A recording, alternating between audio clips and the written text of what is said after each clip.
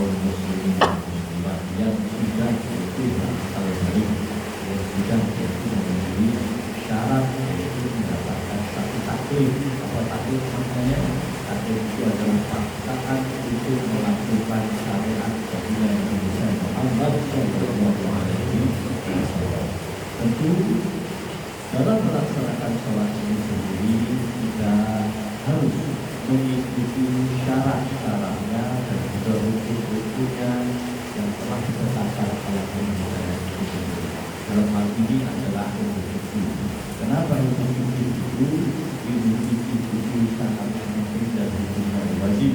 Kita ketahui kenapa? Karena ilmu kesehariannya, ilmu yang membahas tentang kehidupan kita sehari-hari, dari mulai itu kita mau tidur sampai kita kembali.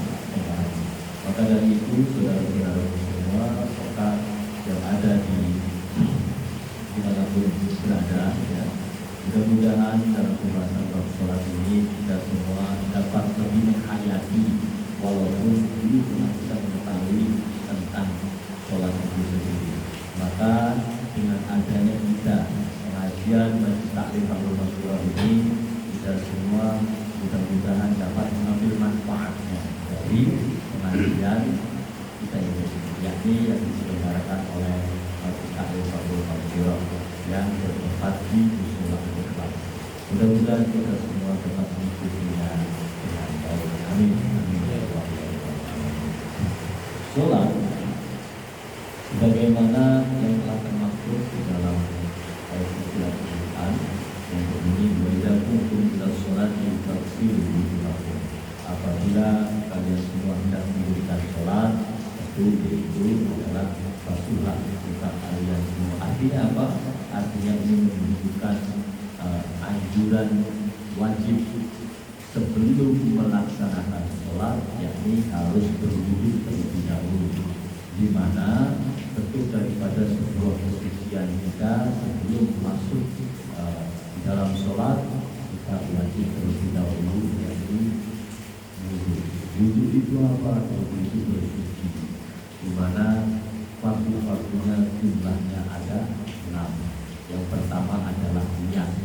Niat nawaitul wudu'a li raf'il hadatsil asghar fardhulillahi ta'ala. Aku niat berwudu ataupun aku niat bersuci karena untuk menghilangkan hadas kecil karena Allah Ta'ala. Baru setelah itu sunnah, ya, kita berkumur-kumur. Setelah berkumur-kumur baru yaitu mengambil menghirup air ke dalam telinga, lalu disering-seringkan air tersebut. Itu sunnah-sunnahnya, ya, salah satunya. Terus setelah itu baru ketika saya ambil air wudhu, ya, dibawa ke muka, itu langsung hatinya mengucapkan niat. Saya niat wudhu ataupun bersuci karena menghilangkan hadas kecil karena Allah Subhanahu wa Ta'ala. Lalu setelah itu baru, ya, setelah buka baru kedua telapak tangan sampai siku, ya, sampai siku. Nah, dari siku ini tidak boleh pas banget, harus dilebihkan 3 jari. Dari siku lebih 3 jari, ya. Ingat posisinya adalah air seperti ini, betul, terus diputar kembali, ya. Contoh misalkan ini air kalau berupa keran air jatuhin, terus setelah itu dibalikin, contoh, ya, air turun sini baru dibalikin, dari sini 3 jari, ya, itu. Nah, setelah itu baru mengusap sebagian daripada kulit kepala, ya. Jadi kalau misalkan hanya cuma rambut saja, ya, itu tidak sah, harus sampai nempel ke kulit kepala kita, ya. Nah, setelah nempel, baik jadi mau di tengah, ya, bagian tengah atau kanan, kiri atau belakang, selama itu masih bagian daripada kepala. Nah, setelah kepala baru kan ada sunahnya, yaitu telinga, kan. Itu telinga itu termasuk, ada yang mengatakan bagian dari pada kepala. Makanya setelah basuh kepala terus nyambung ke telinga, ada yang seperti itu. Ada yang memisahkan juga pendapatnya bahwa telinga ini bagian daripada sunnah. Itu. Nah, setelah telinga, ya, berarti baru ke kaki, ya, dari mulai ujung sampai mata kaki, berarti sampai ke sini. Paling tinggi biasa dilebihkan 3 jari, gitu. atau sampai sini ya. Dan cukup sampai di sini saja ya. Pertengahan ini kan sampai mata kaki, tapi dilebihkan tidak jaga gitu. Nah, baru setelah itu waktu yang terakhir ya adalah tartib itu menunjukkan bahwa dari mulai rangkaian pertamanya sampai terakhir itu dipastikan sudah urut berurutan. Nah, setelah itu sudah selesai, sudah sempurna, baru doa asyhadu an la ilaha illallah Muhammadan abduhu wa rasuluhu Allahumma ij'alni tawwabina waj'alni minal mutatahhirin. Baru setelah itu siap yaitu melaksanakan sholat.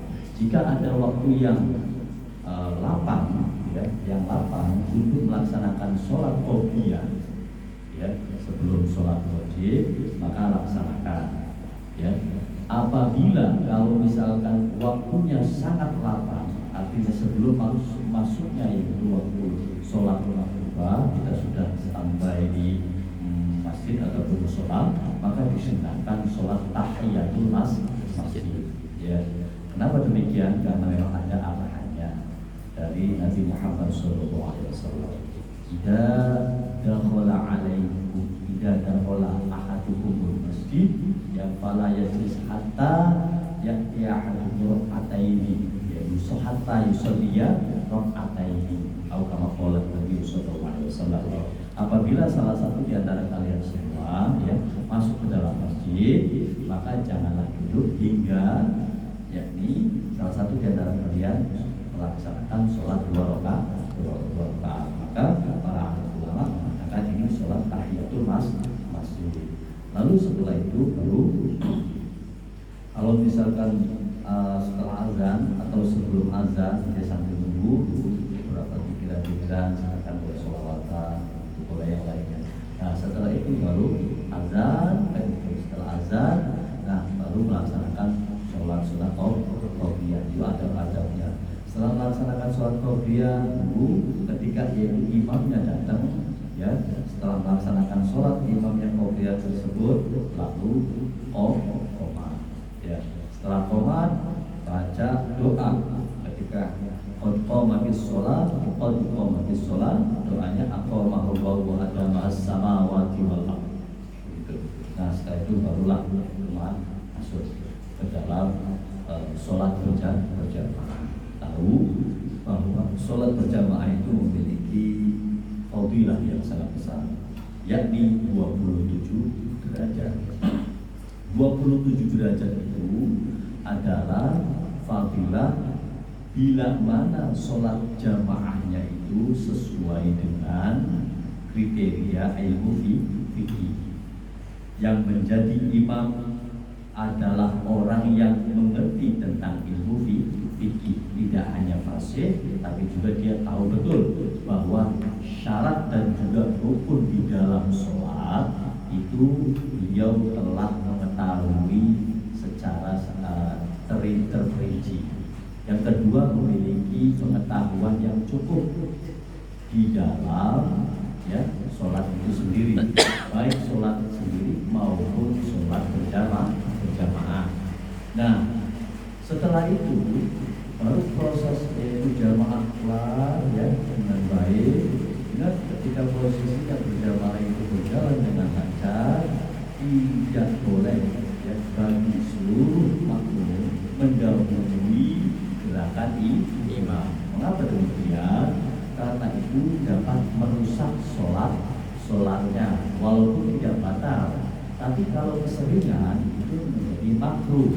Selalu melakukan kemakruhan maka bisa dikatakan rusak. Kalau keseringan nih, imamnya belum bangun dia sudah bangun duluan, terus imamnya ruku dia sudah ruku duluan, terus seperti itu walaupun hukum asalnya adalah makruh, tapi bisa mengakibatkan menjadi rusak. Nah, ketika sholat rusak, maka rusak pula yakni sholatnya. Nah, bagaimana jamaahnya dia? Jamaahnya tetap tidak rusak, tidak membatalkan proses jamaahnya karena gara-gara satu orang ini tidak. tapi tetap yaitu itu yang rusak sholat pribadinya. Nah itu salah satu bentuk pelajaran yang ada di tengah-tengah kita tentang bab sholat. Maka dari itu dengan pembahasan yang singkat ini mudah-mudahan menjadi satu pengingat bagi kita semua agar senantiasa selalu menjaga syarat dan juga rukun di dalam sholat, ya, baik sebelum sholat maupun di dalam sholat dan sesudah sholat itu sendiri, terutama yakni adab sebelum yaitu melaksanakan sholat. Ini sangatlah penting. Mudah-mudahan kita semua dapat mengikutinya dengan baik dan mengamalkannya dengan baik, penuh dengan kehati-hatian, ya, dan juga tetap yaitu saling mengingatkan, ya, bagi yang sudah mengetahui kasih tahu, sampaikan, ya, kepada yang belum mengetahui. Yang sudah mengetahui, ya, dengan adanya informasi seperti ini, penjelasan seperti ini, tentunya dapat mengingat kembali dan juga menjadi yakin kembali atau menjadi satu penetapan pada kita kembali. Mudah-mudahan dengan pembahasan yang singkat ini dapat kita lakukan dan kita sebarluaskan, ya, sama-sama untuk menyampaikan watawasau bil haqqi watawasau bis sabr. Untuk jelasnya nanti di dalam pembahasan diskusi mengenai tentang secara perinciannya, ya. Ini hanya sebagai pembuka saja. Ya, mudah-mudahan kita semua dapat mengambil manfaatnya dan juga sepulangnya kita dari acara ini senantiasa kita dapat mengamalkannya dan menerapkannya di dalam kehidupan sehari-hari. Kurang lebihnya mohon maaf. Billahi taufiq wal hidayah. Wassalamualaikum warahmatullahi wabarakatuh.